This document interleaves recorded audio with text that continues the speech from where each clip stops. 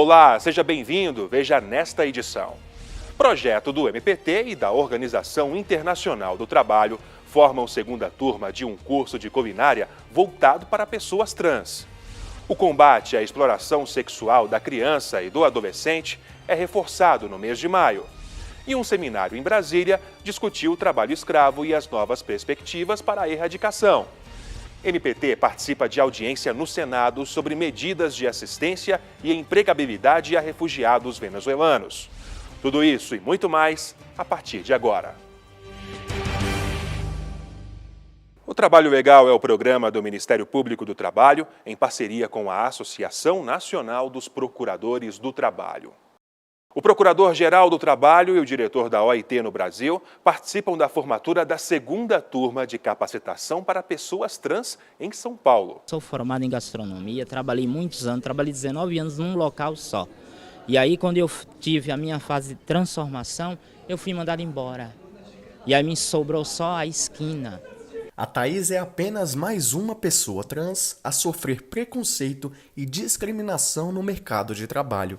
Mesmo após anos de experiência, Thaís foi mandada embora exclusivamente por causa da aparência e opção sexual. E foi pensando na Thaís e em milhares de outras pessoas em situações semelhantes que foi criado o programa Empregabilidade de Pessoas Trans, Cozinha e Voz. A iniciativa é uma parceria do Ministério Público do Trabalho, juntamente com a Organização Internacional do Trabalho. Esse projeto demonstra as possibilidades que temos para realmente mudar a realidade de pessoas individuais. Não somente fazendo projetos que sejam para a população em geral, mas realmente tentando ir onde estão as pessoas mais vulneráveis, onde as pessoas estão que realmente precisam de apoio. O projeto promove capacitações de assistente de cozinha para essas pessoas que vivem em situações de vulnerabilidade. Elas aprendem as técnicas básicas de cozinha com uma das mais premiadas chefes do Brasil. Paola Carosella é uma das coordenadoras do curso. O aprendizado é gigante, é cada vez mais contato com a realidade brasileira, cada vez mais contato com a necessidade de ser e fazer tudo aquilo que se falou hoje, de respeitar diversidades, de abraçar-nos a todos os que somos nas nossas diferenças, de parar de separar, afastar, discriminar. Como a Elisa Lucinda falou, nem economicamente é viável. Deixar milhares de pessoas fora do mercado de trabalho é ridículo, não cabe na cabeça. Esta foi a segunda edição do curso e contou com 20 participantes. Após aproximadamente 2 meses de aulas teóricas e práticas, elas estão prontas para o mercado de trabalho. Prova disso é a edição do ano passado. Cerca de 70% dos participantes conseguiram um emprego formal no ramo da gastronomia. Então, algumas pessoas têm dificuldade de seguir, de concluir seus estudos até em função da discriminação, que é muito grande. E isso vai ter uma repercussão necessária na inclusão dessa pessoa no mercado de trabalho, ou na sua não inclusão no mercado formal de trabalho. Então, o projeto, ele busca capacitar e promover a empregabilidade. O curso ocorreu na cidade de São Paulo e teve cerimônia de formatura no auditório do Tribunal Regional do Trabalho da 2ª Região. O sucesso das 2 primeiras edições fez com que fosse aberta a negociação para que o Cozinha e Voz ocorresse também em outras partes do Brasil. A nossa ideia é expandir, é fazer desse projeto um projeto nacional. Já estamos em tratativas bastante avançadas na Bahia, inclusive aumentando para não ser apenas com pessoas trans, mas também mulheres negras, que também é um grupo bastante discriminado na nossa sociedade. Temos também já tratativas bastante avançadas em Goiás também, na cidade de Goiânia, e assim a gente vai caminhando no Rio de Janeiro. Nós queremos que esse projeto se torne nacional, romper com a ideia da discriminação, romper com a ideia do preconceito. As alunas tiveram aula de poesia. Durante a formatura, Thaís e as outras formandas se apresentaram antes de receber o diploma do curso. Agora, com conhecimento e amparo dos órgãos competentes, fica o pedido de menos preconceito e mais oportunidades. E hoje, com um curso desse, rico em informação, em tudo, para nós é muito importante. Tem que ter mais. Tem que tirar todas essas meninas que estão na rua agora dormindo e fazer um curso desses para arrumar em trabalho. A gente precisa de trabalho. O combate à exploração sexual da criança e do adolescente também é um tema que o Ministério Público do Trabalho destaca neste mês de maio. Se alguém tocou você de um jeito estranho, ou fez coisas que não são pro seu tamanho, encontre alguém de confiança. A animação com a mensagem em linguagem feita especialmente para o público infantil estimula as crianças, meninas e meninos a contarem a alguém caso algo diferente esteja acontecendo. Ela vai saber que alguém fez algo com você e vai fazer de tudo pra te proteger. Não engula o choro, uma campanha de enfrentamento à violência contra crianças e adolescentes. SEDECA e Governo do Paraná. Que é esse choro aí, menino? No mês de maio, mobilizações em todo o país chamam a atenção da sociedade com o objetivo de conscientizar, combater e estimular a denúncia contra a violência sexual infantil. O dia 18 de maio é o Dia Nacional de Enfrentamento ao Abuso e Exploração Sexual Infantil. A data foi escolhida porque em 18 de maio de 1973, em Vitória, capital do Espírito Santo, uma menina de apenas 8 anos foi morta e violentada depois de um sequestro. O caso chocou o país e ficou conhecido como o caso Araceli. Assim como Araceli em Vitória, também no início da década de 70, Ana Lídia em Brasília, uma menina de apenas 7 anos, morta e violentada. Pornografia infantil, agressão física e psicológica, abuso sexual. No contexto dessas violências, a exploração sexual infantil é mais uma forma de violação dos direitos da criança e do adolescente, usada para obter lucro ou qualquer outra espécie de benefício. A coordenadora nacional de combate à exploração de crianças e adolescentes do Ministério Público do Trabalho, Patrícia Sanfelice, explica que o problema é grave e atinge toda a sociedade brasileira. A exploração sexual, ela vai se enquadrar como um dos piores tipos de trabalho infantil que a gente tem, uma das piores formas. Por isso que impõe a atuação permanente e constante do Ministério Público do Trabalho no sentido da sua erradicação. Ela ressalta também a importância de observar o comportamento da criança. Familiares e professores devem estar atentos a qualquer mudança. Muitas vezes pessoas que a gente não imagina que poderiam estar submetendo uma criança ou um adolescente a tal situação tão nefasta. Ela mostra a edição número 36 do MPT em quadrinhos. A publicação intitulada Diga Não à Exploração de Crianças e Adolescentes explica aos leitores as situações que configuram exploração sexual e os principais sinais de abuso. Para o Ministério Público do Trabalho, é muito importante que sejam denunciadas as situações de exploração sexual que possam configurar trabalho infantil, que possam estar, porque é nessa seara que nós vamos atuar. Para combater a exploração sexual infantil e impedir que outras crianças e adolescentes passem por esta agressão, a denúncia é fundamental e pode ser feita pelo Disque 100. A ligação é gratuita e pode ser anônima, além de ser realizada por qualquer parte do Brasil. Além disso, o aplicativo Proteja Brasil ajuda a localizar órgãos de proteção em todo o país. A gente tem que garantir que o direito à proteção integral esteja de fato sendo aplicado, que ele seja uma realidade na vida de todas as crianças e adolescentes. Veja a seguir. O seminário em Brasília discutiu o trabalho escravo e as novas perspectivas para a erradicação. Em 1 minuto.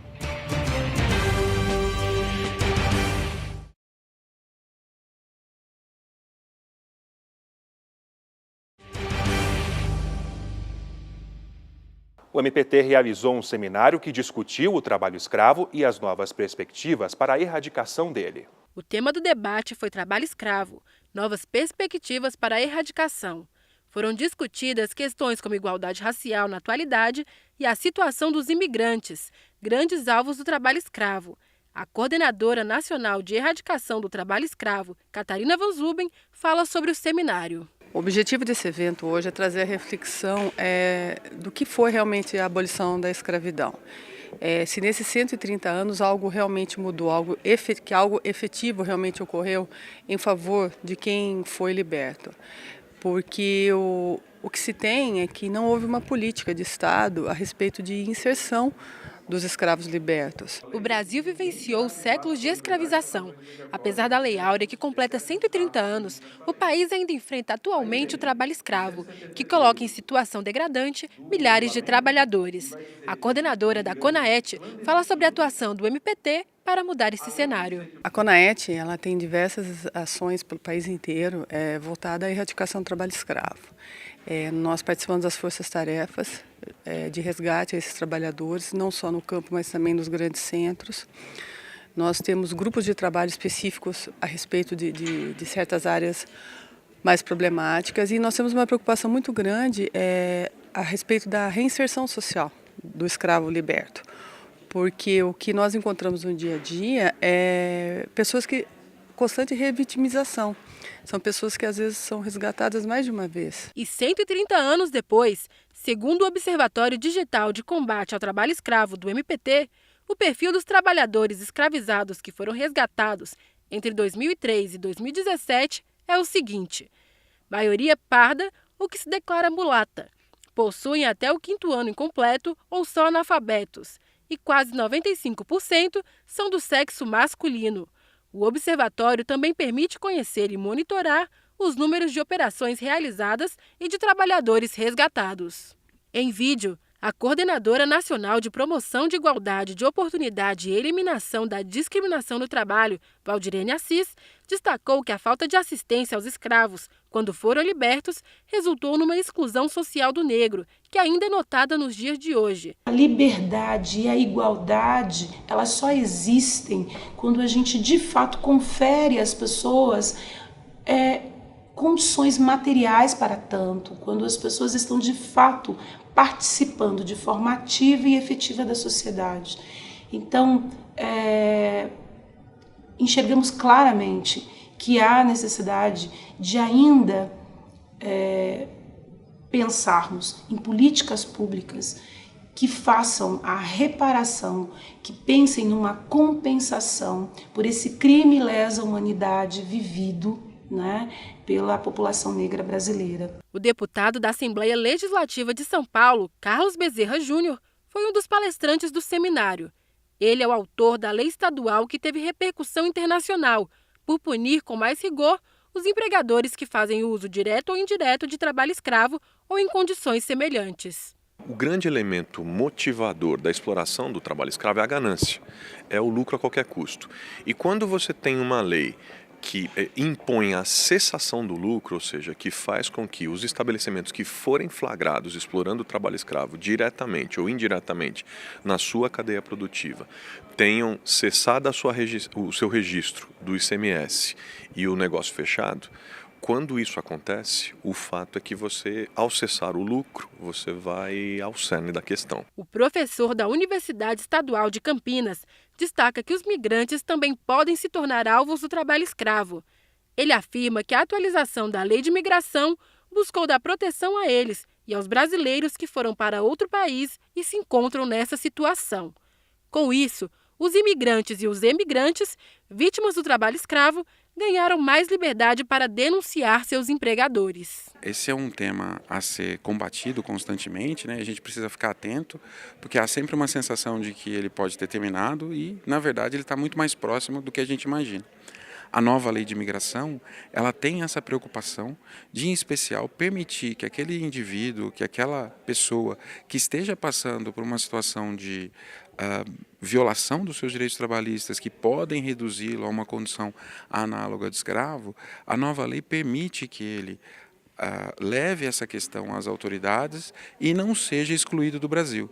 Então, há a possibilidade de ele conseguir autorização de permanência no país, se for identificado que ele está numa situação análoga de escravo ou numa situação degradante de trabalho. O evento contou com a presença de membros e servidores do MPT, alunos do Instituto Federal de Brasília, o IFB, e dos integrantes do coral Casa Azul, que realizaram uma apresentação musical e que você confere agora.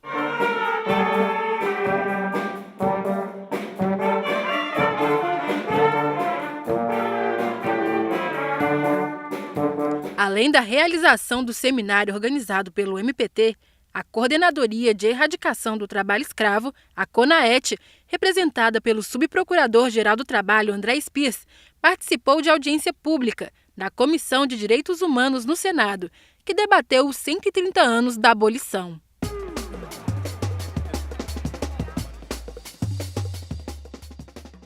A contribuição sindical não é mais obrigatória.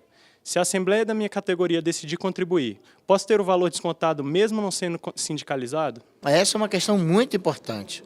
A legislação nova, a Lei 13.467 do ano passado, do ano de 2017, trouxe uma modificação muito grande quanto à contribuição sindical. A contribuição sindical era definida como compulsória, cobrada obrigatoriamente de todos os integrantes das categorias, trabalhadores, profissionais liberais, categorias diferenciadas, empresários, todos contribuíam obrigatoriamente com a chamada contribuição sindical. O que a legislação alterou foi a forma de recolhimento dessa contribuição sindical. Agora, a contribuição só pode ser recolhida se houver uma autorização prévia e expressa. Vejam, quando se fala em autorização prévia e expressa, não se está falando de autorização individual. Ou seja, do meu ponto de vista, o novo dispositivo legal trazido pela Lei 13.467 permite que essa autorização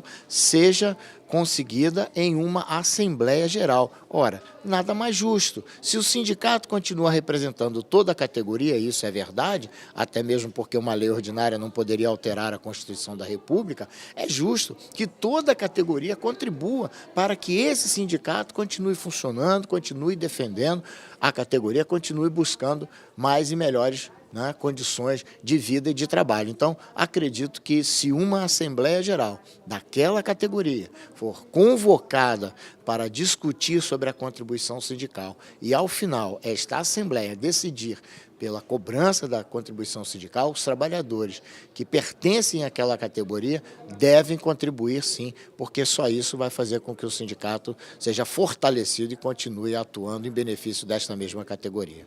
No próximo bloco você vai ver. A audiência no Senado discute medidas de assistência a imigrantes venezuelanos.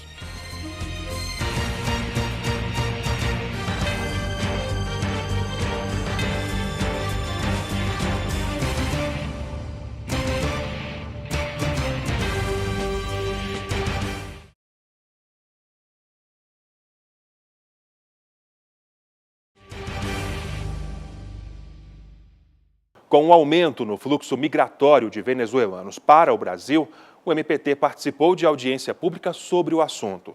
Foram discutidas medidas de assistência emergencial, entre elas a empregabilidade para os refugiados no país.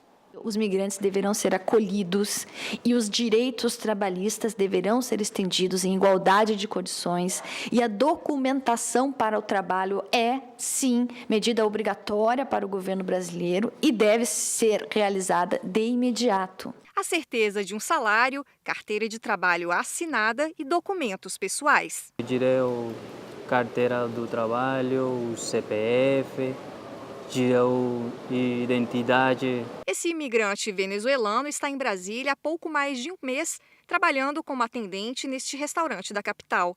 Ele deixou mulher e 3 filhos pequenos. O imigrante conta que lá o salário que recebia não pagava nem as próprias passagens de ônibus para ir trabalhar. Porque lá não tinha como eu manter minha família, o salário que eu ganhava lá não prestava para eu alimentar eles. Assim como Ítalo, uma esperança no Brasil motiva centenas de venezuelanos que atravessam a fronteira todos os dias no norte do país, em Roraima. Trabalhar para poder manter minha família, para que eles comam bom e não passem fome lá. Eles precisam leite, eles precisam de alimentação. É que é o mais importante, porque se é roupa, essa coisa, lá passou a segundo plano, porque o importante é alimentar, né? Depois de emitir um documento chamado de nota técnica ao governo federal para avaliar a estratégia política adotada, o Ministério Público do Trabalho se reuniu em audiência pública no Senado Federal em Brasília, juntamente com o representante da ONU no Brasil. A procuradora do Trabalho, Cristiane Balqueiro, destacou em sua fala os pontos que a União estabelece para assegurar o direito do trabalhador estrangeiro. Instituir e coordenar o mecanismo de diálogo permanente com o Sistema Nacional de Emprego, incluindo especialmente estados e municípios que atuem diretamente no setor de busca de vagas de emprego, para acompanhamento da empregabilidade da população de pessoas migrantes. No entanto, ao discutir o texto da política de acolhimento, o MPT apontou críticas ao conteúdo dos direitos trabalhistas básicos não contemplados pela medida provisória. Nós não temos na medida provisória sequer a menção à palavra trabalho, à palavra emprego. Nós temos uma definição de proteção social que é muito limitada. A Comissão Mista da Medida Provisória 820 de 2018 prepara e analisa as medidas que devem ser adotadas na assistência emergencial para os refugiados.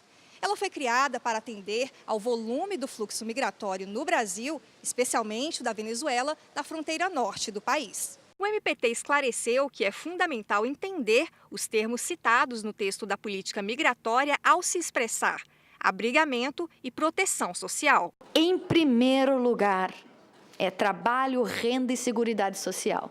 Os grandes ausentes de nossa política de acolhimento humanitário. Além disso, o reconhecimento de que todo fluxo migratório tem como principal objetivo a inserção do imigrante no mercado de trabalho, o MPT alerta que o país não pode se omitir a essa demanda com pessoas em total estado de vulnerabilidade. E isso desafia o país, como no caso o Brasil, que está recebendo esse fluxo, a ter uma política de acolhimento que impeça que a pessoa que vem aqui buscando uma oportunidade acabe sendo vítima de tráfico de pessoas. Cerca de 600 venezuelanos atravessam diariamente a fronteira pela pequena cidade de Pacaraima, em Roraima.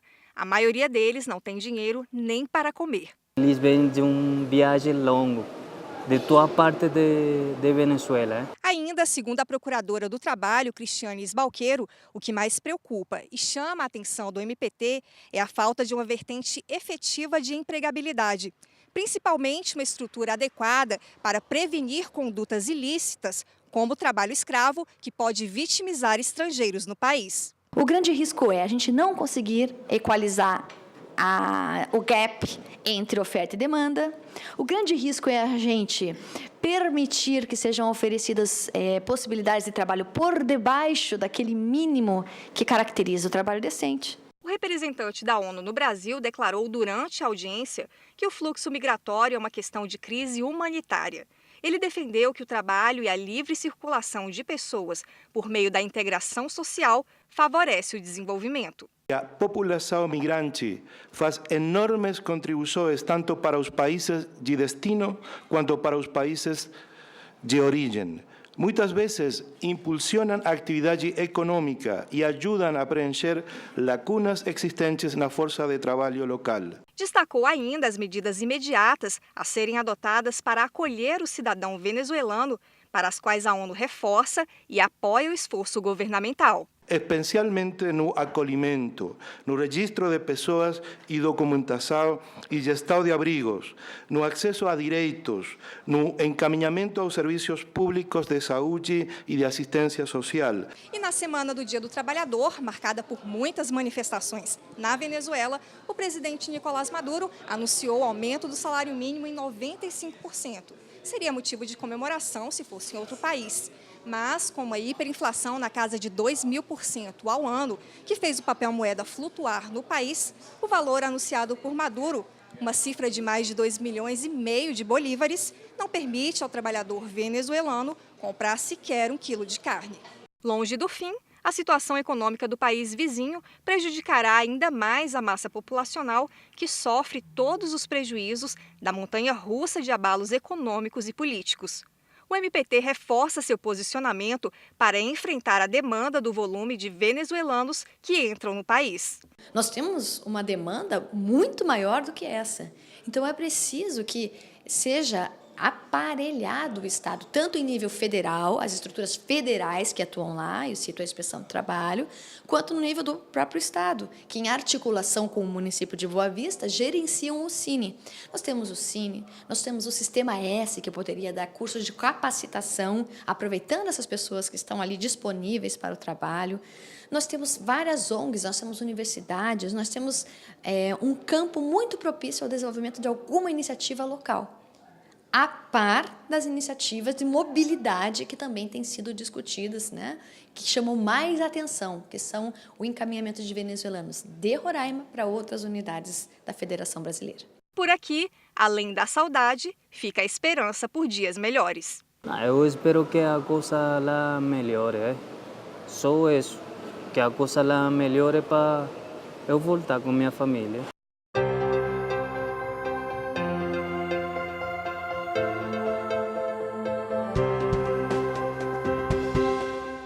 Olá! Hoje, no MPT Indica, você vai conhecer a obra do analista da Procuradoria-Geral do Trabalho, Alexandre Gomes. No livro Docência Online Corporativa, ele fala sobre o ensino à distância no ambiente corporativo, com foco na administração pública. Esse livro, como ele veio de um curso, ele é muito didático, né? Ele faz uma revisão conceitual do que é educação, depois ele trata de educação à distância, para ficar bem separado, que seria uma sub-área da educação, né? E depois ele aborda a educação corporativa. Aí a gente tece comentários sobre a educação corporativa no MPT como um estudo de caso, e além disso ele traz estudos de caso do Unicefro, da Universidade Corporativa do Banco do Brasil, do Instituto Federal Fluminense, até algumas passagens da Fundação Getúlio Vargas, entre outros.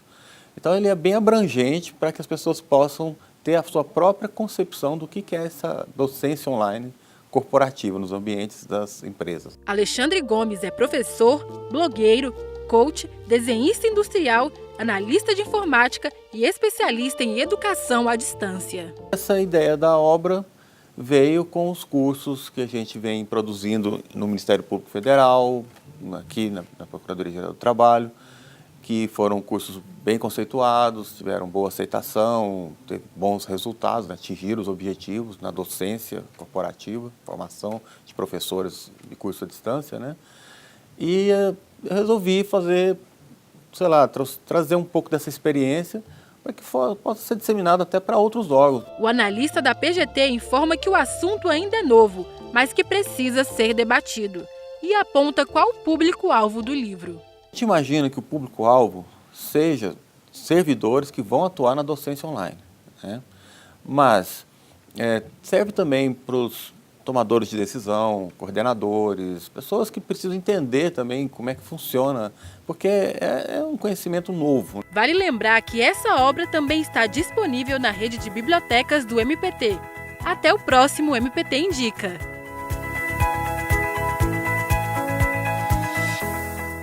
Antes de encerrar, lembro que a sua contribuição é muito importante para a gente. Por isso, sugestões de reportagens podem ser enviadas para trabalholegal.pautas@gmail.com.